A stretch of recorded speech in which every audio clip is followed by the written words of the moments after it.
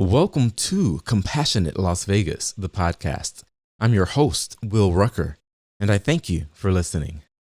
Thank you for all of your support during our first season and for our town hall series over the summer. The work of compassion certainly is intense, but it is so worth it, and you all make it possible. It's my intention that each and every episode brings you inspiration, hope, and encouragement. I also want to give you something to think about, a different perspective or a deeper insight, something that you can truly engage with. And this episode, wow, I am still thinking about the conversation we feature. I learned a lot about and from my guests, and as you'll hear, before we wrapped the show, we created something that I believe is going to change Las Vegas for good. Season 2, Episode 1 features elected officials from 3 levels of government: Las Vegas City Councilman Brian Knudsen, County Commissioner Justin Jones, and State Assemblyman William McCurdy II. They share their perspectives on systemic racism in the Valley and the keys to creating lasting change. The video for this episode is a 2-parter available on YouTube, so check it out. A lot of what was said was actually said through body language and facial expressions, so this is definitely one you want to see. The founder of Compassionate Las Vegas joins us to close this episode, so make sure you listen to the end. All right, my friends, it is time for Compassionate Las Vegas, the podcast.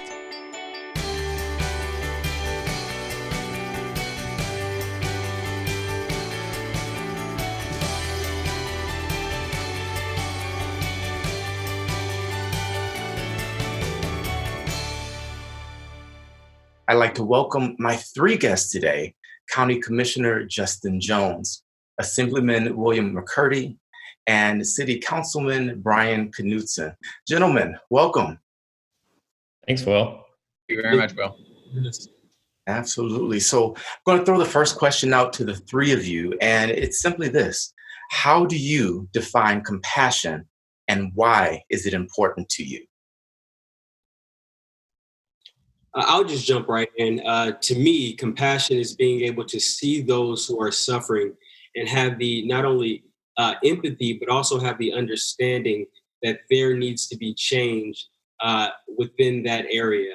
Compassion is something that is needed right now in this country. It is needed in every level of government, whether we're talking about the judicial branch, the executive branch, or the legislative and policymaking branch. But compassion is something that I see being needed, as well as just really having an understanding of those who are suffering and those who are going through an unfortunate time. And I'll just echo Assemblyman McCurdy. I think that it's really looking beyond yourselves to the plight of others, but also taking action. I mean, there are many people who don't have the luxury of being able to really make change and help other people in the same way that we do. And that's why it's really incumbent upon us to take meaningful action to help the many in our community who are truly suffering.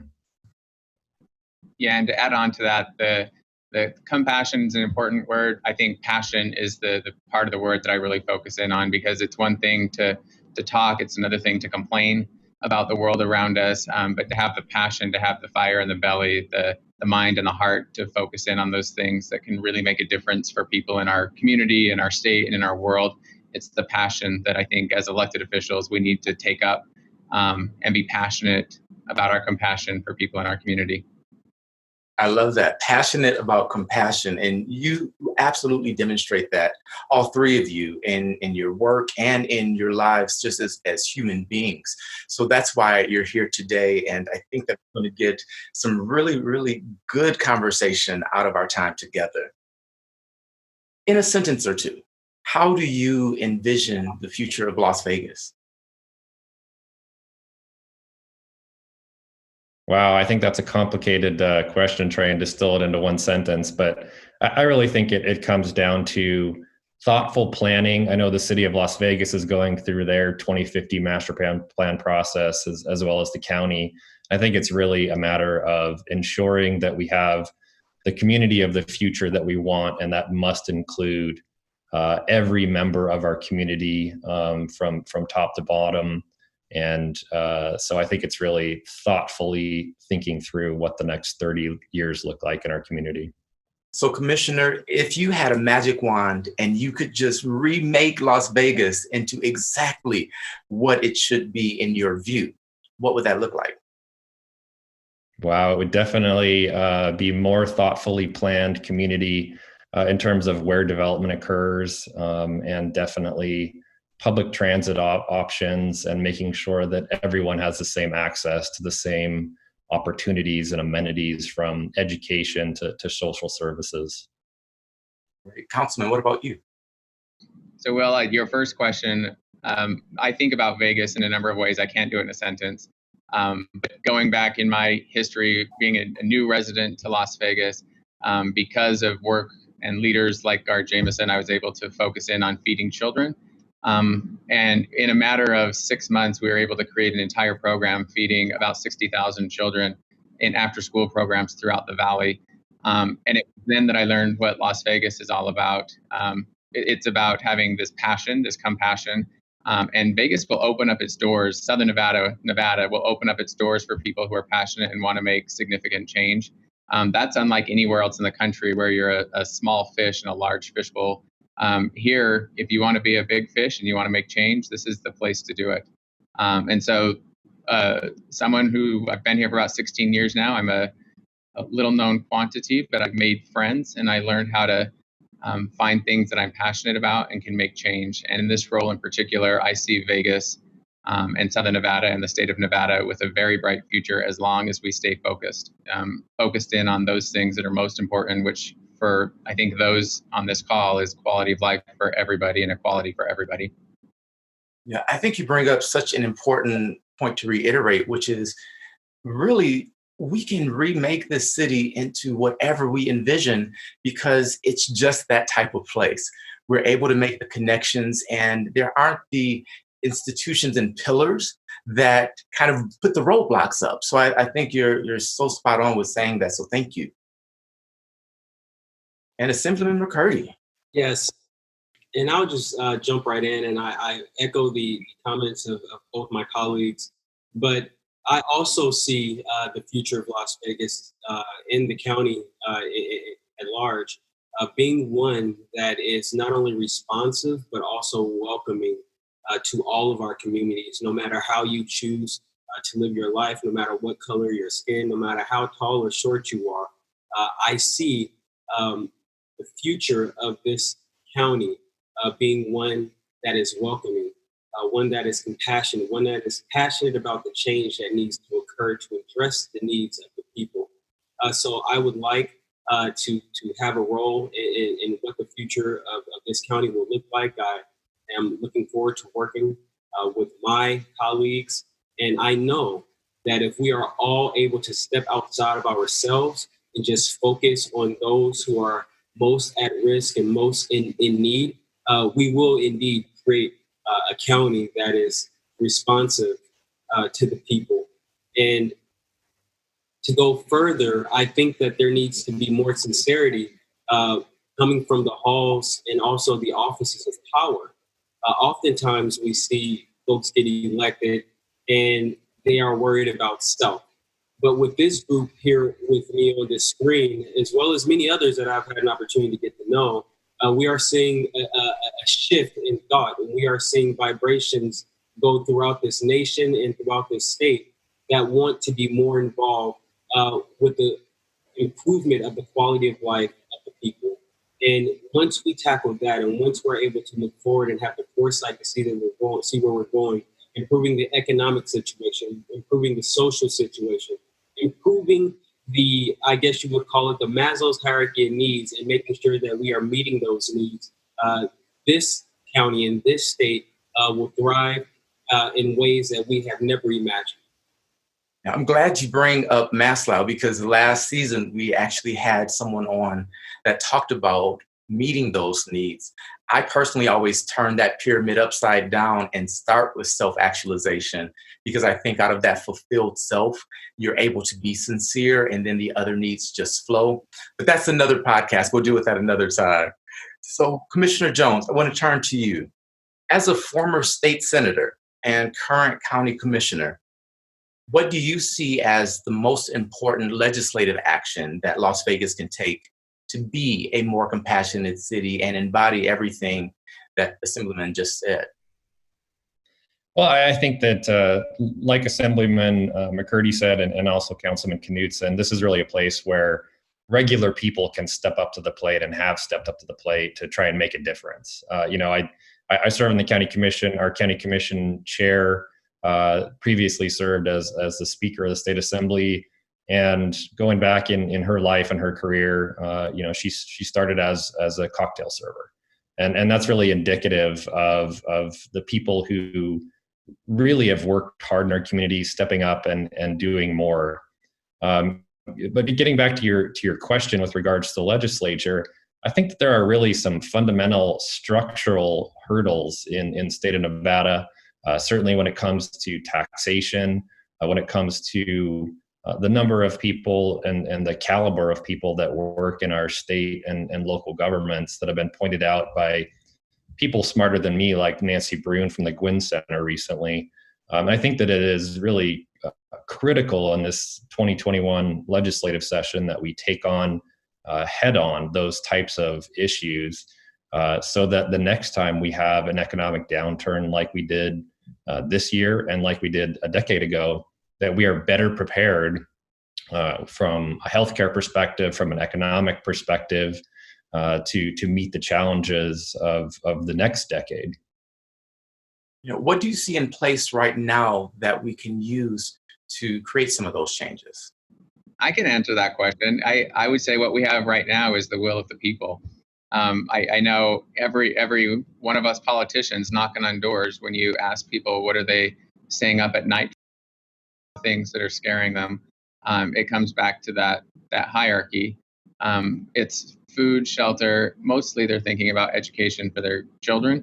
They're thinking about how they're going to get to and from work for transportation. They're thinking about if they're going to have work. So I think the will of the people should guide what we're doing. The will of the people want to feel safe and secure in their homes.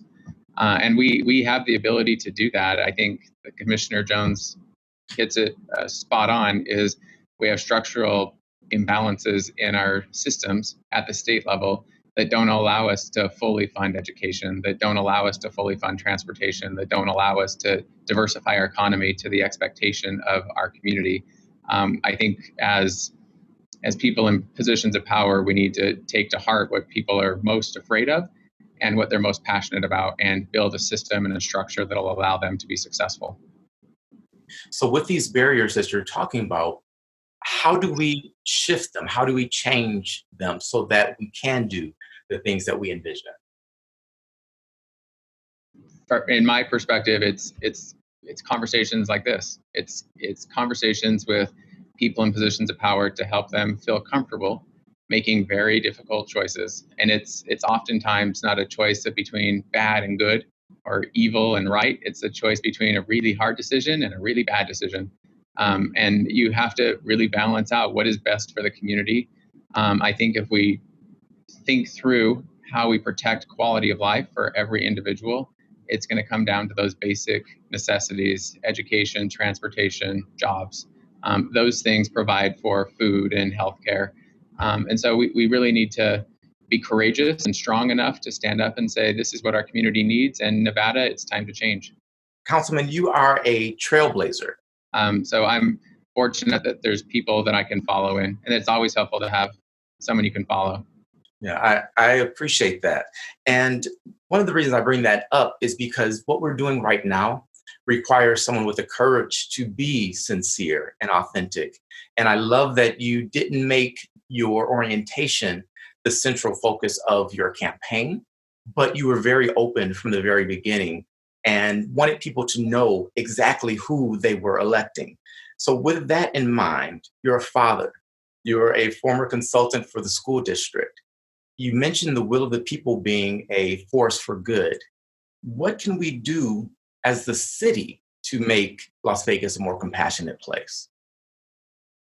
I think my first and foremost responsibility is to have strong relationships with the county and the state. Any one municipality, any one organization in the state just isn't strong enough to bear the burden of improving quality of life for everyone.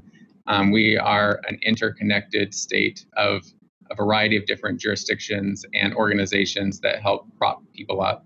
And so it's Nevada is still small enough that it's about relationships. We have to build trust. There can't be competition in a negative way amongst jurisdictions. There has to be a collaborative approach. There has to be a compassionate approach to building out systems, and then thinking about how we can leverage each other's strengths and build upon each other's weaknesses to make it a better overall comprehensive network of nets to protect people and to build people up. Yeah, absolutely hear that. And Will, if I may, I think the councilman is spot on. What we need to take us to the next level is, number one, compassion, number two, courage, and number three, collaboration. Without courage, we cannot move an agenda that is going to be beneficial to the people. Without compassion and passion, we will not have the ability to be steadfast in our belief that, yes, there is something wrong on this end, and yes, we have to have a plan to address it. So, like the councilman also stated, that we have to have relationships at every level of government. This is only going to change if everyone feels the responsibility to have the shared understanding that we absolutely have many issues that are facing the people each that we have to move on. So collaboration, it is not always easy, because you have folks who have different philosophies, different backgrounds, different biases, and different beliefs, which also urges us to take a step back and always keep the people's agenda in the forefront. And with us having the ability to gather the data and the statistics that are going to be needed in order for us to move this agenda forward, I believe that will help us all get to a place where we can actually create the change that we want to see. Collaboration and courage. And shared responsibility. Shared responsibility, 100%. And wisdom is a key piece of that. So I just want to give a shout out to the late Assemblyman Tyrone Thompson. You know, he moved in such a way and was such a great mentor to so many. So I would be remiss if I didn't bring him up during this conversation. Now, Assemblyman, you personally experienced the disparity in the school system, how education quality varies widely from one part of town to the next. You also overcame many great challenges that other people may have just been like, it's too much, I can't do. Becoming a father at a young age, completing high school in your 20s. But you went on to be, is it class president at CSN when you graduated? Is that right? Absolutely. Yeah, and Assemblyman, and now your new space you're in. I mean, you have really, truly taken the bull by the horns and made a change for yourself. You mentioned collaboration. I also have to mention you're the Democratic Party chair. So, I mean, you obviously have to know how to collaborate. What is it that is missing in our city right now that is perhaps creating some of these barriers between city, county, state? I believe that we are lacking political will. It's not that we have a lack of folks who are in positions to create the change, but what we are lacking, in my opinion, is political will. And oftentimes, when you have folks, for instance, I'm at the state legislature right now, and if all goes well, November 3, I'll be on the county commission serving with our people's champ, Commissioner Jones. But one thing that I notice is that we all have different districts, and some of the districts are more affluent than others. And it's kind of hard for folks who are in a comfortable situation to understand and also recognize the responsibility to make sure that we lift all boats. They say a rising tide lifts all boats. But how can we present a case when we are, creating policy that will allow others who may come from a district that is not so underrepresented, that is not so underprivileged, to want to champion those causes? And that comes through education. Your behavior is influenced by your ideas. Our ideas is influenced by your education. Your education is influenced by those in which you associate with. So having platforms like these, having honest conversations, having the ability to share in the understanding that we're not all doing good until we're all doing good. That's going to have to be something that we are unafraid to have a discussion about. In my district, what I realized very early on, especially now that we're in the time of COVID, is that before the COVID hit, we were already in my district at $25,000 annually per family, whereas the rest of the state, or the rest of the county rather, was at about $56,000. So if you compile that with COVID, if you compile that with healthcare disparities, we have a crisis happening right here in our backyards. So I am very interested in working with our county commissioner, the People's Champ, Commissioner Jones, in alleviating some of these pressures that the families are feeling. Right now, we know that on October 15th, the eviction moratorium is going to be lifted. What are we doing to respond to folks who are going to be put outdoors? What are we doing to respond to those who are losing their cars by the day? I mean, we have, the cars being picked up right here in my district, and I see them loading them up and pull them off. They have a car hauler that they're picking up. So the work is heavy, but I believe that many hands make for light work, which is why I believe with what the councilman said, that we have to all work together, city, state, and county, to make sure that we provide relief to those who are feeling the brunt of this economic disaster that we're in.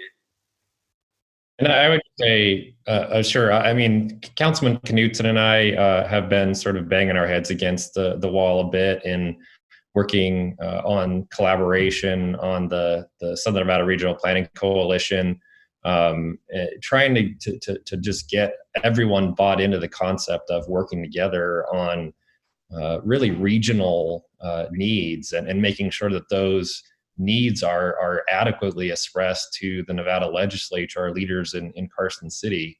And like the Assemblyman said, I think this is really the right time to really take advantage of those relationships that we all have with our state leaders, and come together in the next few months to address the absolutely critical needs that we have across Southern Nevada and to a certain extent across the state.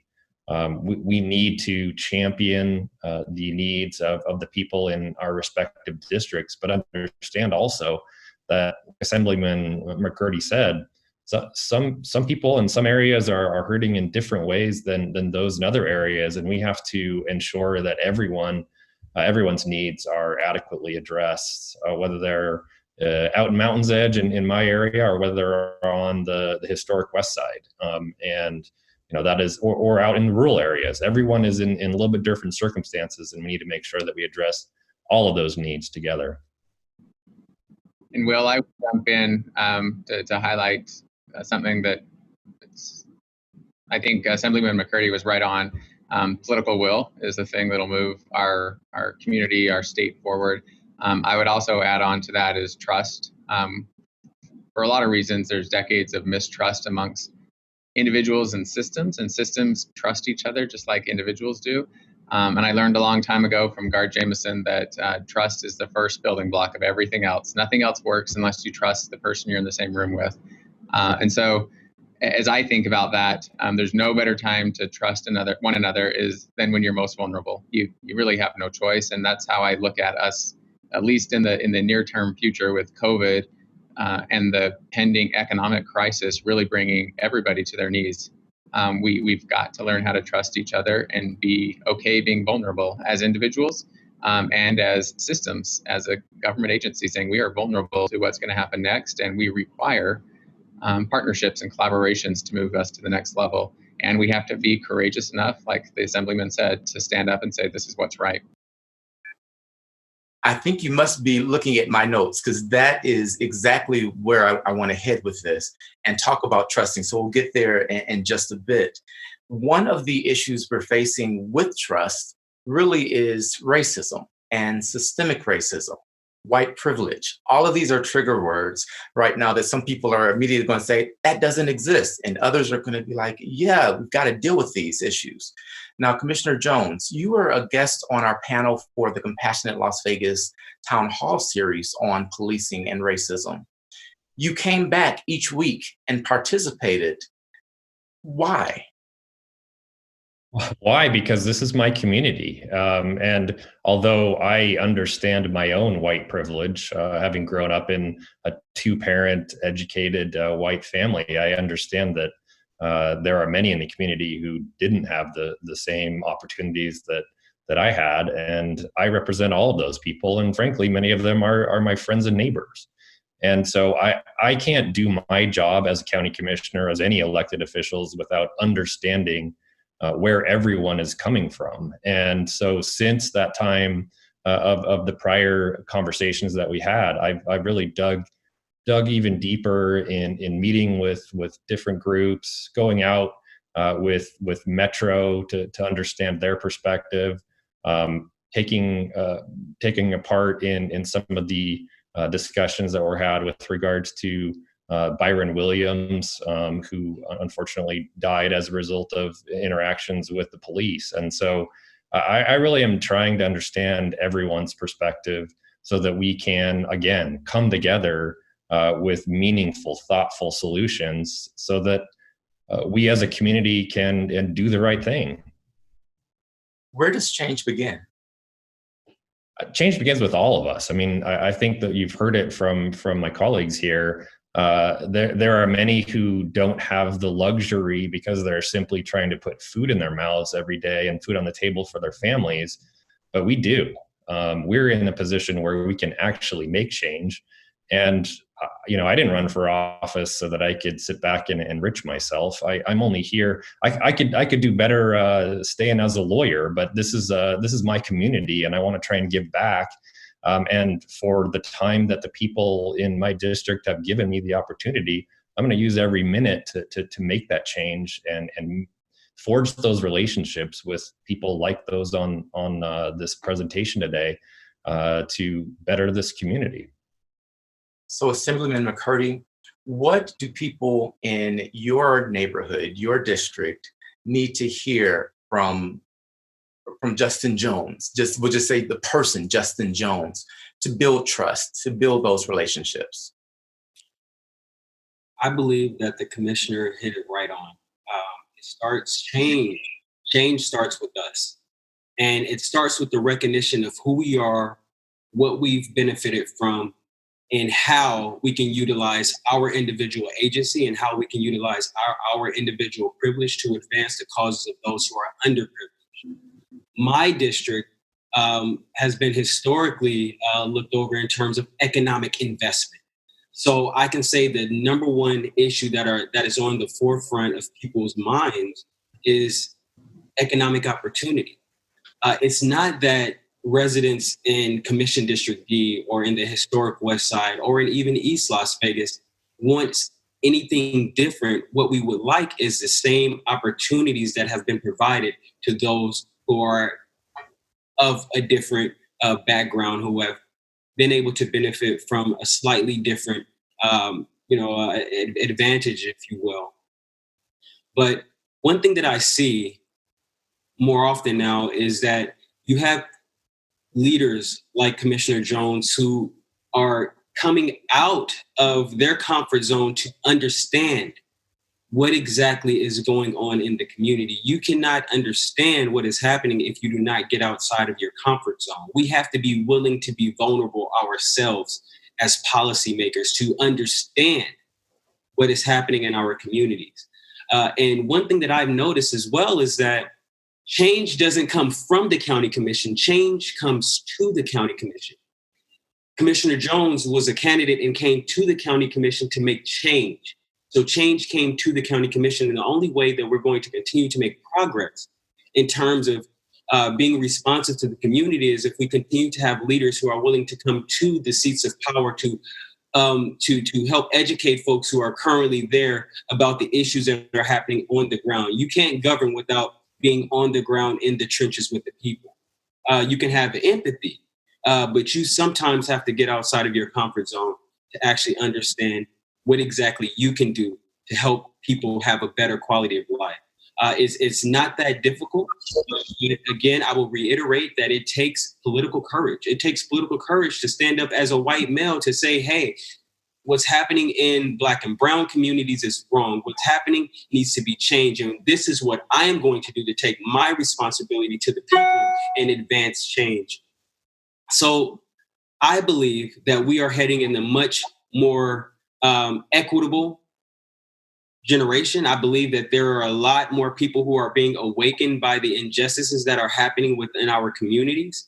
And clearly there is an understanding by folks who are in various industries that we cannot exist unless we address the issues that are happening. And the only way to address it is to recognize that there is a problem, is to recognize that racism is real, is to recognize that, yes, I am a Black man. And yes, as a man, I have privilege, but being Black, it also puts me in a different category. And it also makes me vulnerable to systems and structures that have been created to keep people that look like me from being able to prosper fully in this great nation. And I say that is great because we have the power to make change with the positions of power that we have. We just have to speak our truth and be unapologetic about how we how we feel, and what we have come to find out to be a truth. It needs to be rooted and grounded in facts and data. And we have to ask ourselves, what is our values? What do I believe in? What do I want to see for the future generations to come? And what kind of county, what kind of state am I going to leave to my children to be able to thrive in? Councilman, I want to bring in on this because as a member of the LGBTQ community, you recognize what it's like to be marginalized. You've had to overcome experiences, even though you are a white male who has white male privilege, you still have that lived experience that connects you in a way that others may not be able to relate. The Liberate Milwaukee, Liberate MKE noted 40% of Las Vegas' general budget was allocated to law enforcement. I can personally say the only traffic tickets I've ever received since moving here 6 years ago have been in the poorer parts of town. And they've been for things like cell phone use. Whereas in Summerlin, I go and everybody's on the cell phone and police just kind of give it a pass. I share those pieces because I think it's important to recognize even the way policing is done varies from neighborhood to neighborhood. Studies show that increasing policing and prisons do not actually reduce violent crime. They don't actually improve the safety of communities. What are some things we can do perhaps to invest differently in our community to make it safer, to make it more equitable, and so that Black men aren't afraid when they do interact with police? So I think it's a great question and an observation that's true and honest. Some of the things I approach it from a systems perspective, and the question you had a few questions back was what are the first steps to making change? And the first step for me is listening. And so listening to all sides, for groups that came out and protested the city of Las Vegas for a variety of actions, listening to them, to the police officers, listening to them. And if you take time to sit and listen to both groups who are on very, very different sides right now, their answers are exactly the same when it comes to making change. Police officers want a more substantial mental health system. Police officers want a more substantial housing system. Police officers want a more substantial healthcare system. And when it comes right down to it, our police officers are first line responders. They're the ones that respond when somebody calls. So systemically, we have very impactful racial issues we need to overcome.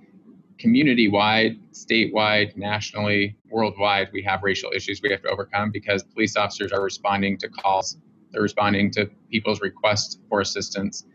And that is an issue and a challenge because we have people who are putting people into categories and calling for help when they don't need to. And that's being institutionalized within individuals within a police system. They don't know always that that's what's happening. But from my perspective, when you listen to them, their responses are the same as every other individual is we need to build out more comprehensive systems to make sure that people are taken care of. And if people see someone on a cell phone driving, don't call 911. Don't call for help when you don't need help. We should reserve our calls for help from a police department for violent crimes, and that's it. So systemic racism is real, it's sad, and it exists in our housing, in our education, in our public health, and in every other system, and in the minds and hearts, unfortunately, of too many people in our country.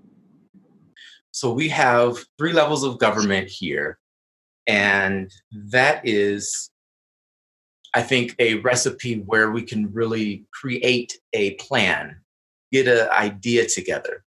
One thing that I'd like to bring to the table and have a conversation about is participatory budgeting. And so, in short, that means the community members actually have a voice in where their tax dollars go, how the city allocates its funds, how the state allocates funds. What are your thoughts on that? And is that something that this team here, I'll call you a team, is that something that you can bring to the table and make a reality? Well, I would say first off, Will, is understanding how the process works now versus what you're suggesting. And just so people understand, at least with regards to Metro's budget, Metro is a collaboration between the city and county.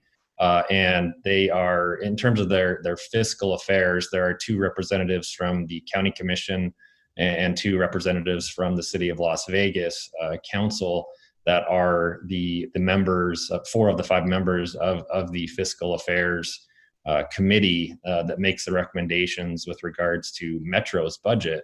And I think one of the things that's important is to make sure, at least initially, to have the right people making those decisions on fiscal affairs. That's the first place for change. And then from there, make sure that there is more participation from the community that guides the fiscal affairs committee in their decisions as they go forward into a 2021 budget cycle. We certainly have folks who have come down to the county commission during our last budget cycle in 2020 to express their views. But I don't think that there has been enough participation on the front end before that budget gets recommended.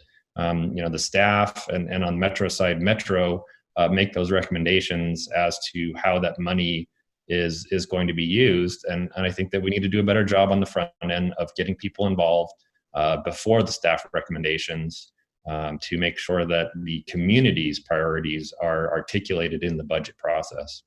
So, Commissioner, who are the right people?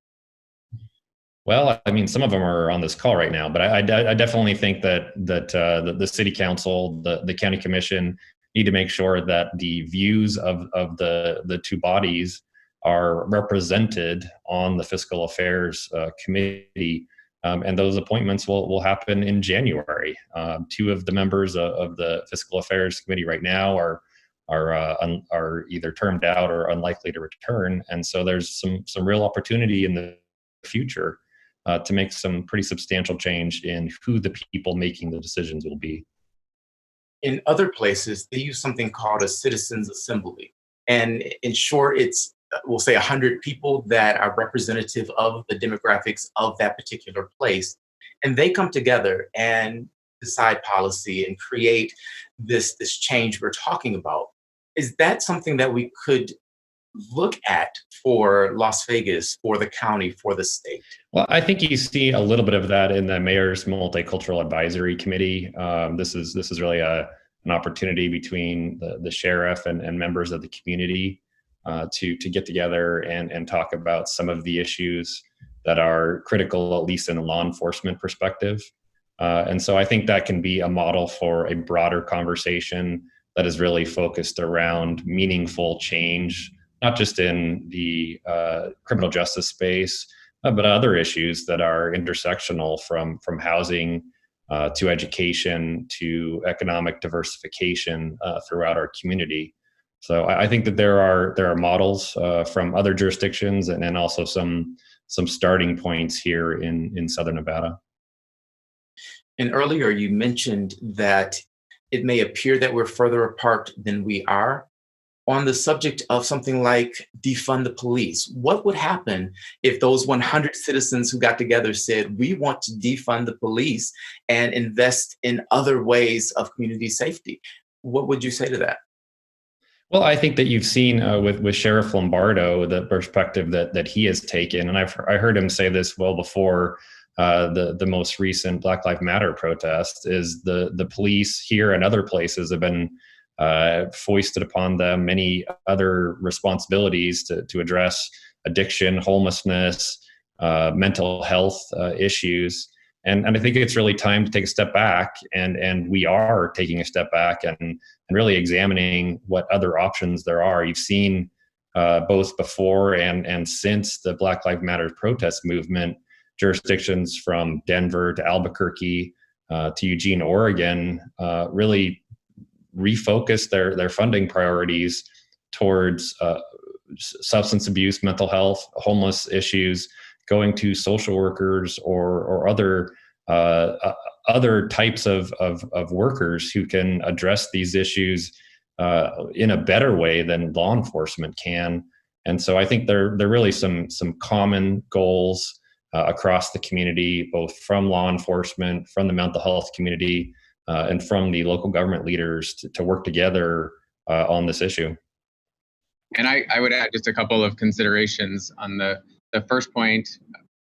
Challenging you, Will, is we have a citizen legislature, and they are representative of our community, and that's what they're tasked with, is developing that state budget. So distinguishing between what you're intending and what our citizen legislature is. And then to the commissioner's point around funding, it's great to say we want a fundamental health care system, and I think everyone agrees with that, but we have fewer mental health care professionals per capita than anywhere else in the country, and we have to develop a system from ground up. So what do we do in the interim when we don't actually have a system that's there? So 911, those cops are first responders. They're the only ones to go. There's nobody else. And so we have to, as Guard would say, build the plane while you're flying it. It's unfortunate that there's been a lack of foresight for generations now in Nevada and throughout the country. Yeah, I hear you. I'm glad that you bring that up. It's so vital that we fix the things that we can. We do have to have Band-Aids where we have to put Band-Aids. I mean, that's just the reality of things. How can we work together to, we'll do the Band-Aids. We know that we have to do that in process. But how do we work together to actually restore people's trust in our institutions? And more importantly, how do we restore that trust in each other on a systemic level? I think it's just this. It's talking, being vulnerable, saying, here are the issues, here are the challenges, help me find a solution. Help me figure out what the right path is. There's no one right path for everybody. It's coming together and saying, how can we come to the greatest amount of consensus, of agreeability, and then be passionate enough and courageous enough to say, here's the next step. Let's go. Get on board. Stop complaining. Let's figure out what the next step is. And if there are issues and things that are going wrong, let's acknowledge them. Let's talk freely and openly about them. And then say, here's ways that we can improve upon them. I think that is a perfect segue into what I'd like to do next, which is really invite the three of you to inquire of each other and we'll start with naming one priority, and then how do we build that out? So Assemblyman McCurdy, would you start with your one priority that you'd like to throw out there? Thank you for the question. I believe that we won't be able to address the racial injustice until we start talking about the economic injustice that has happened in the community. And that is my opinion. And what I would like to do is work with my colleagues here on this platform, as well as other colleagues at other levels of government, to prioritize economic incentives, economic investment in low income census tracts across Clark County. People can do for self when they have an opportunity to do for self. And I believe that once we provide them with the economic opportunity that they are seeking, crime will go down. I believe that they will be busier. They will have more time to spend with themselves in terms of entrepreneurial opportunities that will be presented to them. And really and truly, we can unleash the genius and the untapped potential of many areas in our county. So to me, my priority is going to be addressing the economic condition of the people, all while realizing that we are experiencing one of the greatest pandemics that we've seen in some time. But I believe that if we are flexible and we are able to reimagine what justice looks like, I believe that we can get closer to a fix than where we are right now. Absolutely. And we will get past this. There will be a tomorrow after the pandemic. So, Councilman, what would your priority be? So I'm going to jump in and partner with future Commissioner McCurdy, because we share some space, and I 100,000% agree in investing in areas and communities that need investment in from an economic development perspective. Healthcare, I think, is an amazing opportunity for our entire valley to improve upon. One, if we want to build out those mental health care and healthcare systems, we have to build the infrastructure to allow for healthcare to grow and thrive here in Southern Nevada, which currently is not. And it just so happens that healthcare is a booming industry. It's a great way to give people jobs. So if we build out the infrastructure for healthcare, whether it be sports medicine, which we need now because we have all these sports teams, whether it be children's services, which we are currently exporting children to other states to provide care for because we don't have the care here, or other specialty services. If we build out the infrastructure to allow those industries to thrive, it creates jobs. And it just so happens that the future commissioner and I share some space in the areas that we represent, and those areas need more economic diversification. Healthcare is a great way to do that. So it's easy to capitalize on each other's priorities and opportunities. Commissioner Jones. Yeah, I would echo my colleagues, Assemblyman McCurdy and Councilman Knudsen. There are so many issues that are of utmost importance and really cross over. When it comes to healthcare, I think that this COVID-19 pandemic has really exposed the inequalities when it comes to healthcare delivery in Southern Nevada. I can tell you, we would get on the county commission daily or weekly reports of where COVID-19 was having outbreaks, and it was very clear as we went into the June-July timeframe that the communities that were hardest hit by COVID-19 were Black and Brown communities. And we had to respond immediately to ensure that they got adequate access to healthcare and to testing. But the thing that I don't think that we're talking about enough is how much COVID-19 has exposed the divide when it comes to mental health services. So many of us were forced into our homes, and the mental health toll has been truly substantial. And I can tell you from frankly, we're talking about getting real and getting raw here.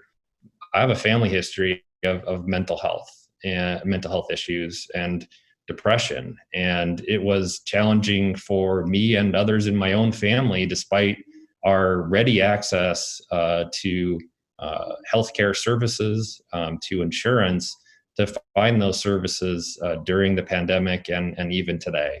And so I think that we absolutely address healthcare across the board and mental health in particular in our community to really serve the needs of everyone. Yeah. Hope Means Nevada is doing a phenomenal job with addressing mental health in our communities. So that's one bright spot that we have. I really want to dive into this issue because I think the economic piece and the healthcare piece really do go hand in glove. People have suggested things like universal basic income, universal healthcare coverage. Is there something that the three of you could sign on to, that you could champion, that would make our city a more compassionate place to live and to work and, of course, to play, because this is Vegas? I can, my thoughts on that, having worked with some of our federal delegation, as I think the most critical and important thing we can do as elected officials in Southern Nevada and Nevada in general is agree on top priorities and then arm our federal delegation with things to accomplish. So for an example, if we were all to agree that, say, graduate medical education or incoming, keeping residents here, because we now will have a medical school. If we keep residents here, that's federally funded. It's a symbolic gesture, but it's important and critical to an elected official to know that they have other elected officials that support what they're trying to accomplish. It's establishing those priorities and then arming each other and our federal delegation, first and foremost, of what is critical for Southern Nevada to be successful. So it comes back to trust, agreement, coming to some consistent messaging around what's our most important priorities. Yeah, with regards to healthcare, everyone in our community does have access to healthcare. Clark County runs UMC Hospital, and so everyone can get care in the ER at UMC. Unfortunately, that is almost the worst place that people can get routine healthcare. And so we have to step up and provide more opportunities for people to get routine care somewhere other than in emergency rooms where it's extremely expensive and inefficient. And I applaud our former governor, Sandoval, and our current governor for continuing Medicaid expansion. But we to really take the next step, which is providing an option for folks so that everyone can have the same access to healthcare coverage. And I think that's something that we need to work with our federal delegation on and with our hopefully future president. And I echo what both my colleagues have said here regarding healthcare access and the availability to folks who are in need.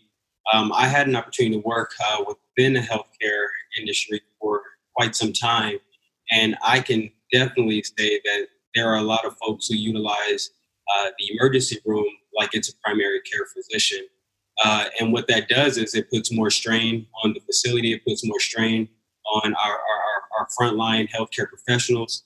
And all in all, they're not getting the adequate and routine care that they need.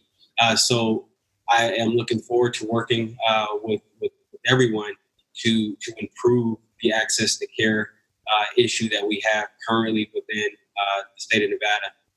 And also, commend both, former Governor Sandoval and current Governor Sisolak on the Medicaid expansion, continuing with that.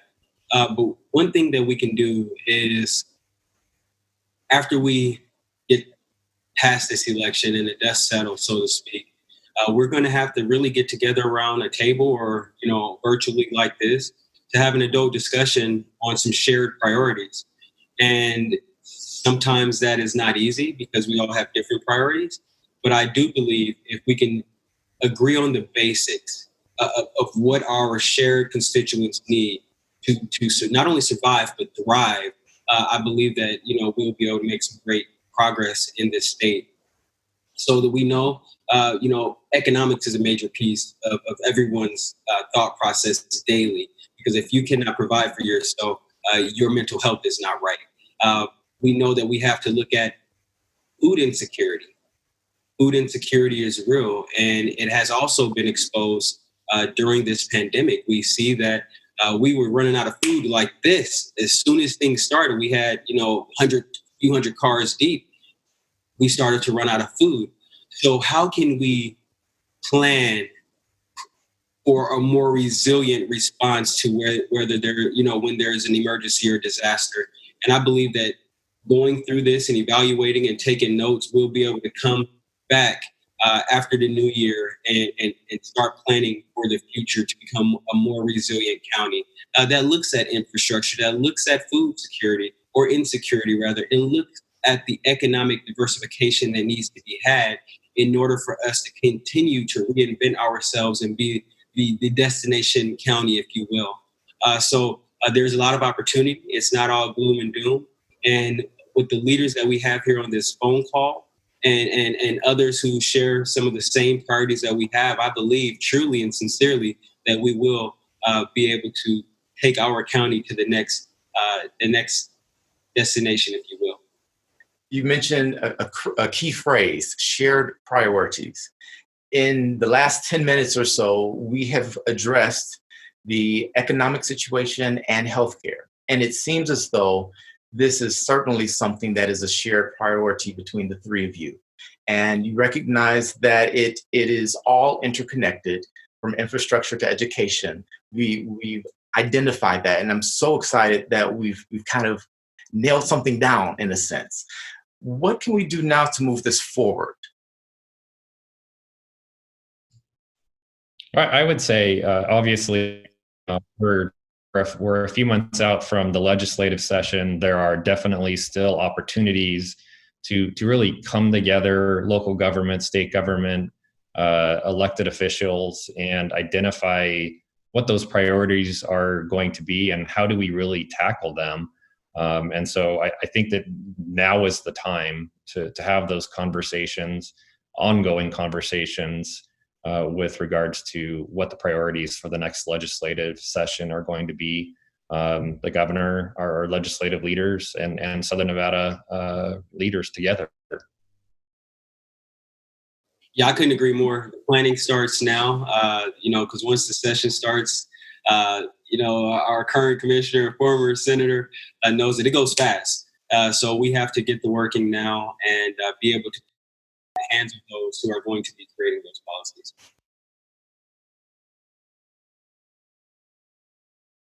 Right. Well, so I would jump in and say one of the best lessons I got is it's that Wayne Gretzky quote is know where the puck is before you. I can't remember the quote, but the puck, something about a puck. But I learned that in public policy, it's trying to figure out where decision makers are going to be in about 10 years and mapping out the systems and the programs that'll be eligible for funding. And so if we can do our very best to think about where our Congress is going to be in 10 years and planning out Las Vegas so that we're ready and able to apply for federal funding, we can tackle one of our biggest challenges in Nevada, which is being one of the least funded per capita than anywhere else in the country. That means less tax dollars coming back than we rightfully deserve. And it's because we're not prepared to take in money from the federal government. And so mapping out where Congress is going to be in 10 years and developing the systems at a local level and a statewide level to accept that federal funding that rightfully should go back to the taxpayers here, building out our infrastructure in a way that serves the needs of our population. So it has everything to do with preparing local and state leaders for the 21 session, but also mapping out where we're going to be in 2031. And how do we start preparing for that now? Because government moves slowly and we need to be there when they're ready to go. And just real quick, I neglected when I said we need to get together with our state leaders. We also have to be real when we have these discussions that we're not always the experts, and we need to turn to the people who are really the experts when it comes to finance, when it comes to economic expansion, when it comes to healthcare. We're all elected leaders, and we have our skill sets, but we also hopefully know where our skill sets are not, and we need to turn to the Gwynn Center, turn to UNLV, turn to LVGA, turn to those organizations and experts to get their help as we go forward. Great point.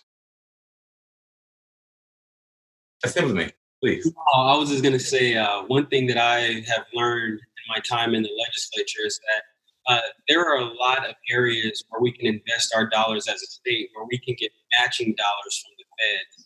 So I believe as we work with the stakeholders and the experts, we should prioritize areas where we know, let's just say we get a 3-to-1 match. We invest $1, we get $3 back from the Feds, to put up a program of some sort.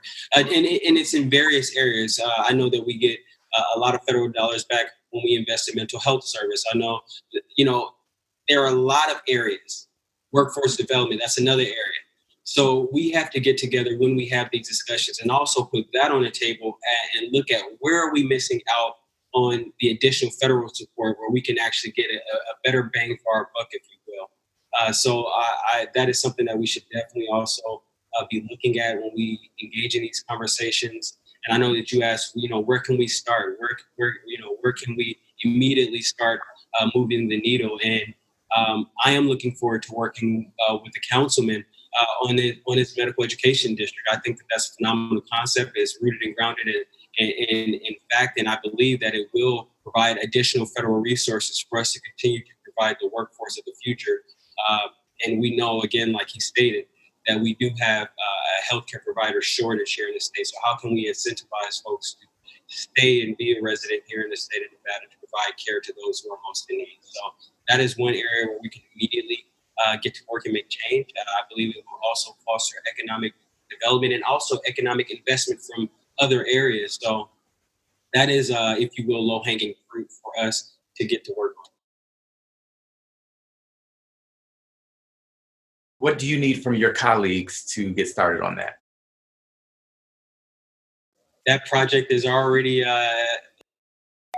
Councilman Knudsen is already working on it. I can assist him on my side of the county where we have some shared interest and where I can be helpful. And I know that it is going to be successful, but I will let the councilman speak to that idea, if you will.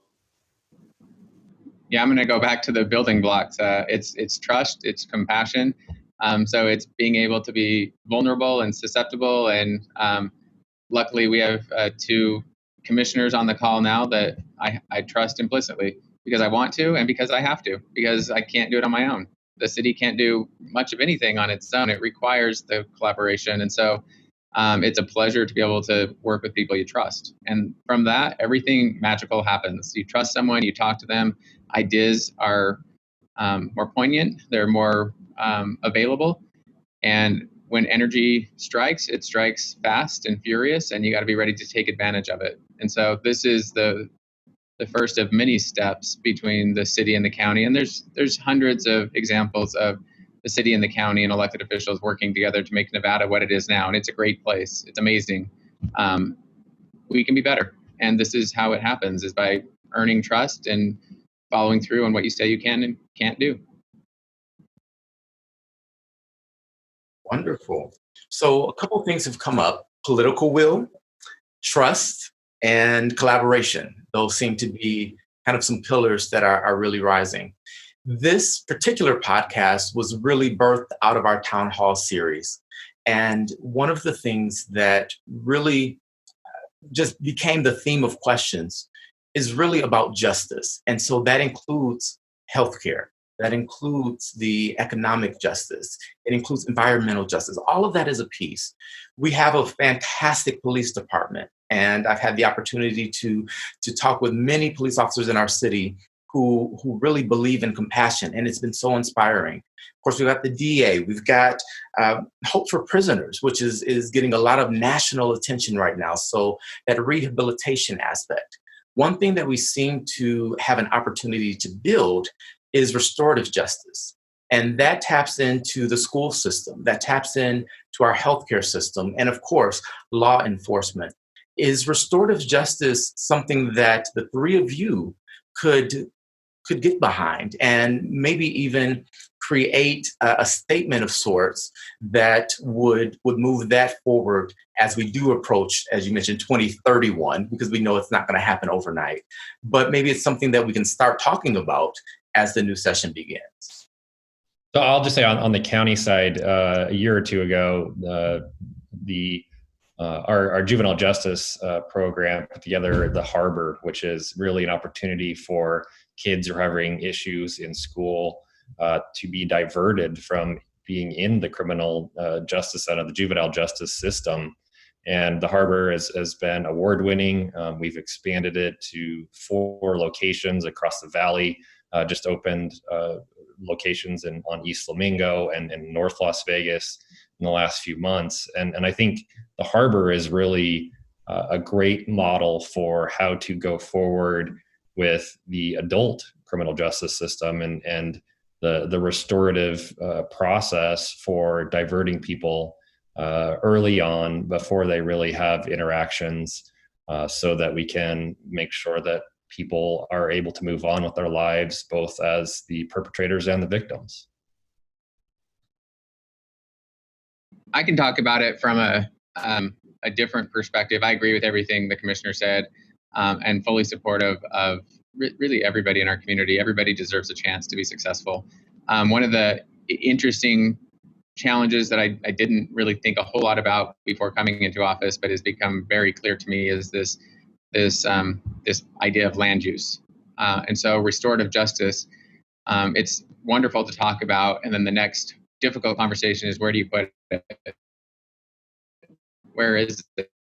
Is it something that happens between two pieces at a place for it to happen, where you don't have your constituents angry at you, is a challenge. And so I want to real quickly talk on an item that came before City Council, where we approved about 400 units of attainable housing, if you will, low-income housing, multifamily, and senior housing. And it was Democrats and Republicans alike that came out and adamantly opposed anything that was going to potentially bring down the value of their homes.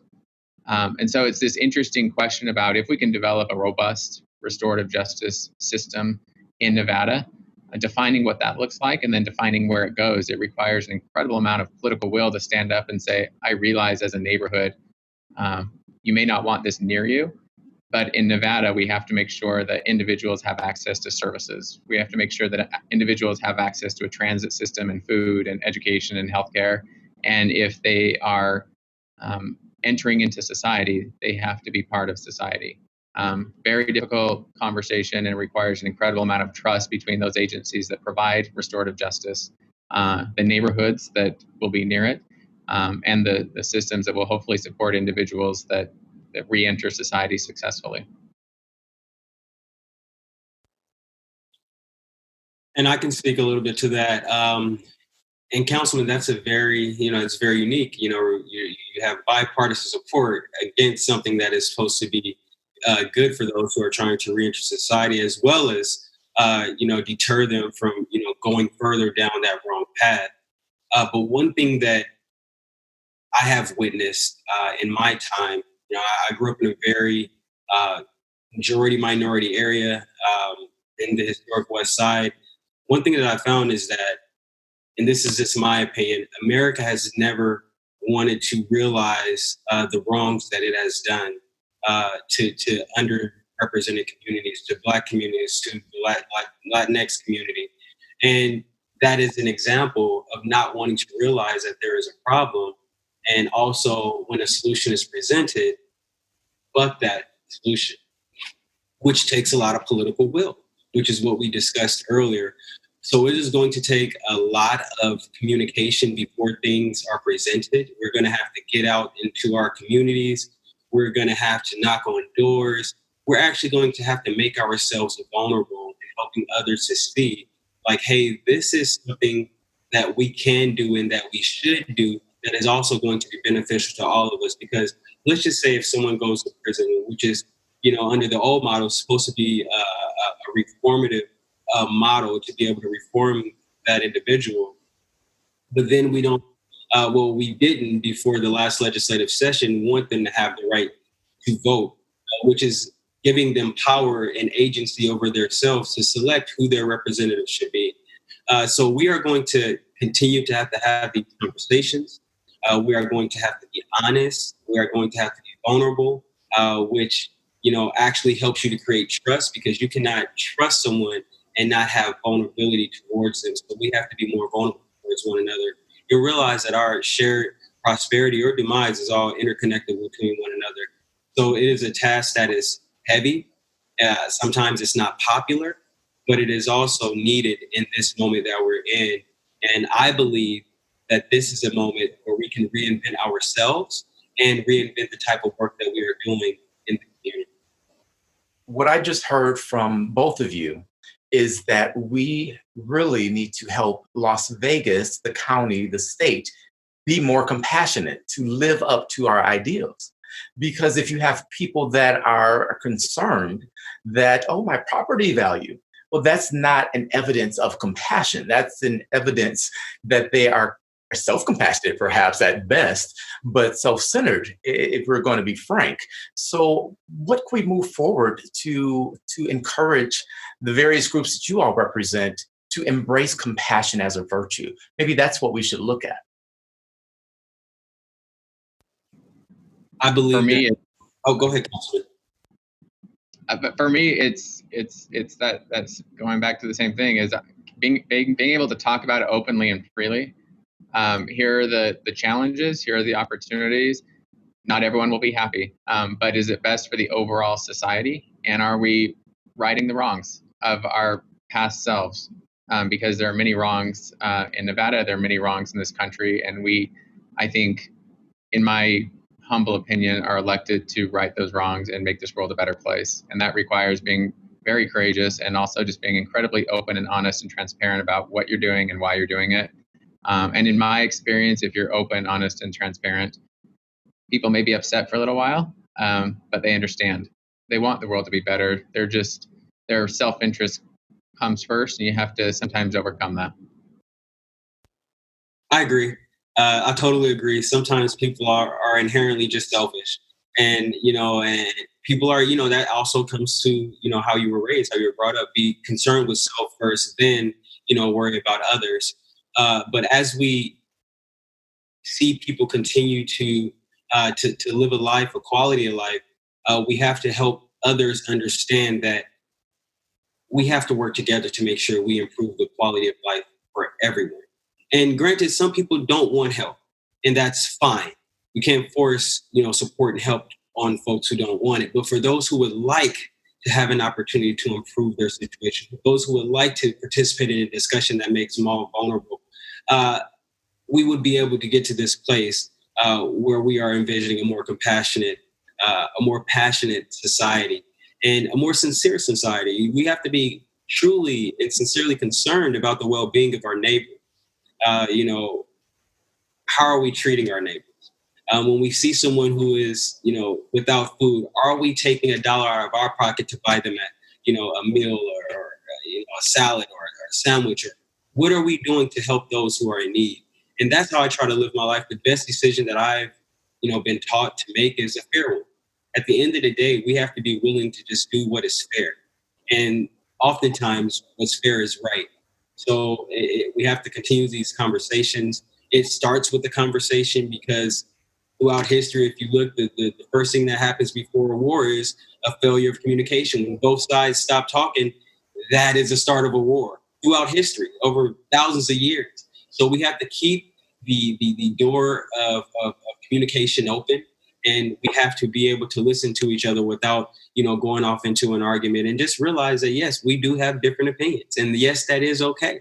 But the question is, how are we going to voice our opinions and still make progress? And that is the balance that we have to make as policymakers and as folks who are in the community on the ground, understanding what are the issues that are going on, and then take that back to our chambers to figure out how we can advance an agenda. Because at the end of the day, love is an action word. If I love you, I'm going to show you that I love you. If I love you, I am going to make moves to make sure that you know that I love you. And that's what we have to do. We have to show love from our positions of power. We have to speak truth from a position of power to people in power. And that is our responsibility. And I don't have any solutions for how we make people more compassionate. But to a certain extent, I don't want that to get in the way of what our jobs are as elected officials. And I think you see this a lot in land use decisions. The neighbors who might be around a proposed project are the ones that are going to be showing up with their pitchforks in opposition to a multi-use product, something where folks who are of lower income might benefit from.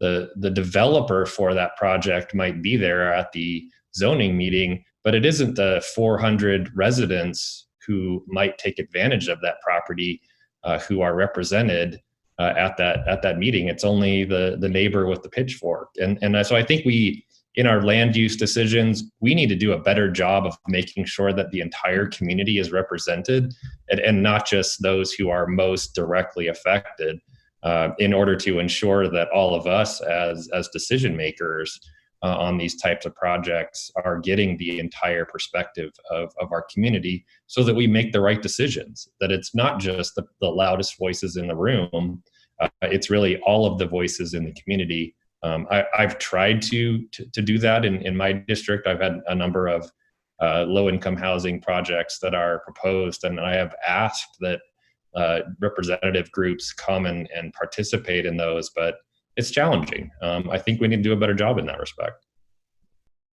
I absolutely agree. And I just want to note that we are coming to the close of our time together. But I think what you just said is so important, that engagement,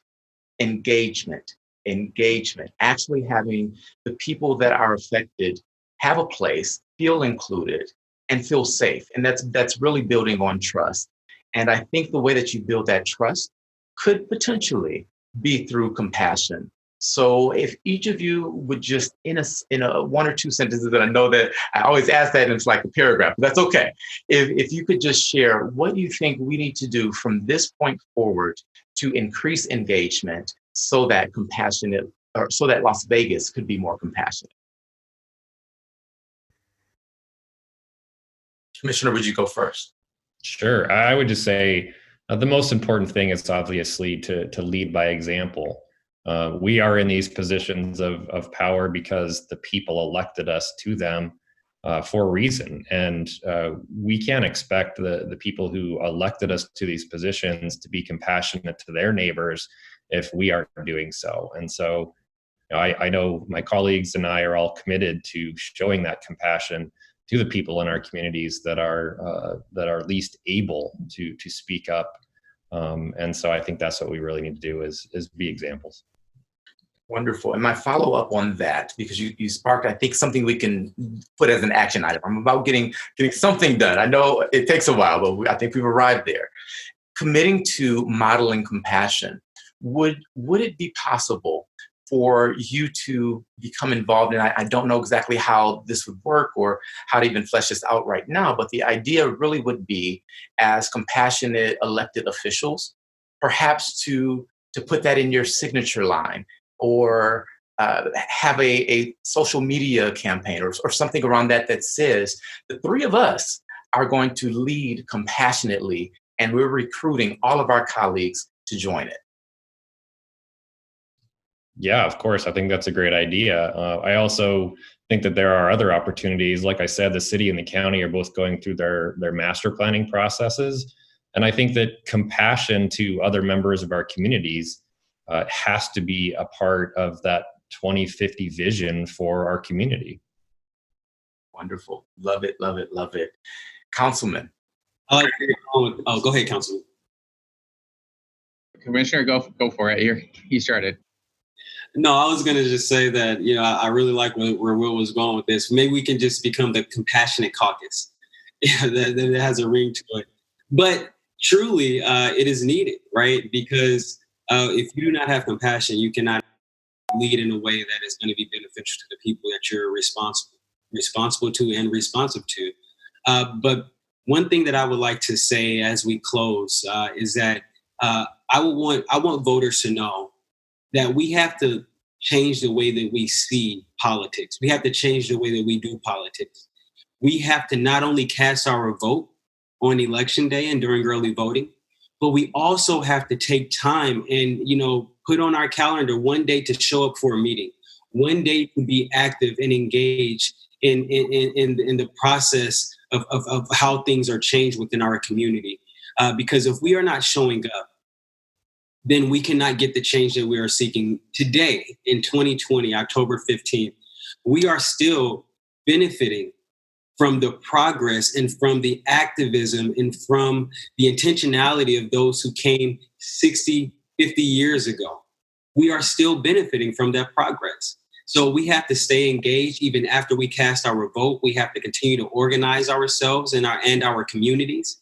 And we have to get together, truly get together and have discussions about what we are feeling in our homes. And at the end of the day, I know that people are concerned about whether or not they're going to be able to put food on the table, whether or not they're going to be able to take care of their kids, and whether or not their kids are going to be afforded a quality education.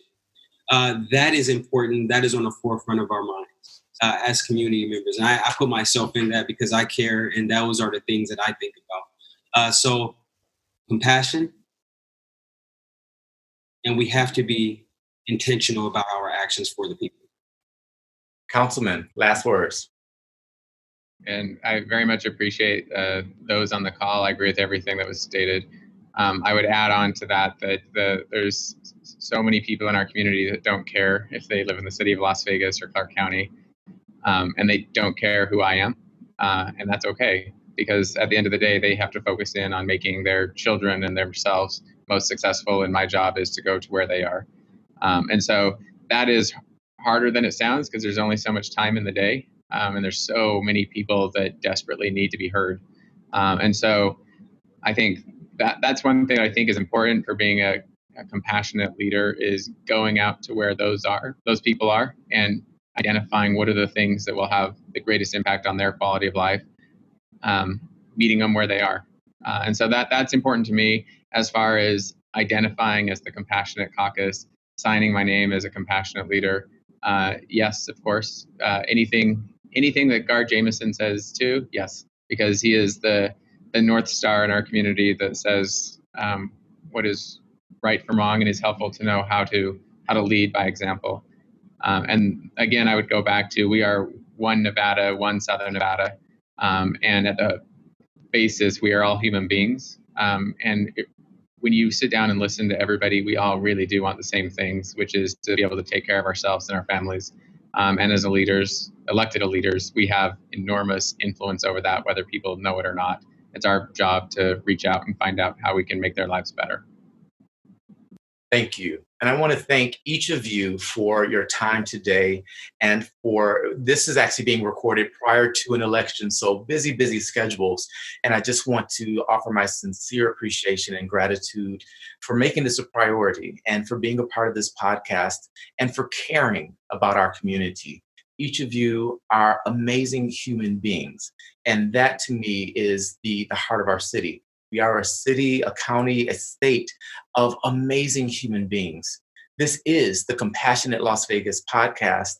And I want to thank you for listening, and for watching, and for getting involved and making our city a more compassionate place to live, to work, and play.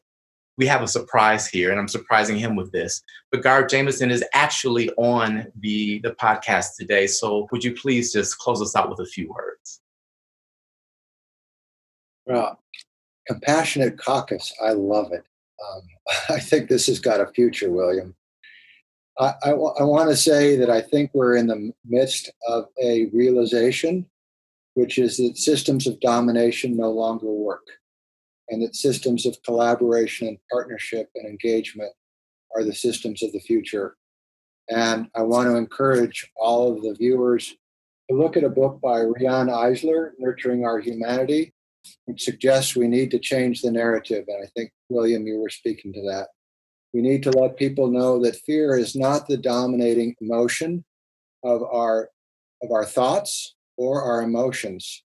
That love, as you said, William, is the dominating emotion if we let it in. So I want to encourage all of our listeners, and I want to thank our participants for their engagement with this value. I believe compassion is the North Star of the future, and that we have a huge opportunity, a legacy, in fact, in this generation to show our community, our state, and perhaps our nation and the world that Las Vegas leads in terms of an engaged community. So thank you. And we'll leave it there. This has been Compassionate Las Vegas, the podcast. Thank you for listening. This episode was made possible by the Jameson Foundation in partnership with the Moonridge Group. There are so many amazing things happening in our city, and so many people have inspirational stories to share. So if you are one of those people, this is your platform. Email me at will@winningwithwill.com. Use the subject line Compassionate LV or Compassionate Las Vegas and let me know your story. I would love to have you on the show or to feature you in a future episode. Be sure to subscribe, and if you haven't already, leave a 5-star review. Your review and rating helps others to find this podcast and helps to further the mission to make the world a more compassionate place. What ideas do you have for being more compassionate? Tell me about them in your review. And in case you didn't know, Compassionate Las Vegas, the podcast, is also on YouTube. If you want to not only hear the awesome stories, but see the energy of our guests, subscribe to our visual podcast on YouTube. Just search Compassionate LV Podcast with Will Rucker, and the channel will pop right up. Love and compassion aren't luxuries, they are necessities. Live the golden rule and treat others the way you would want to be treated. Together, we can make a difference. Together, we will make the world a more compassionate place. Know that you are not just a drop in the ocean. You are the entire ocean in a drop. Be well, my friends, and we will meet again on the next episode of Compassionate Las Vegas, the podcast.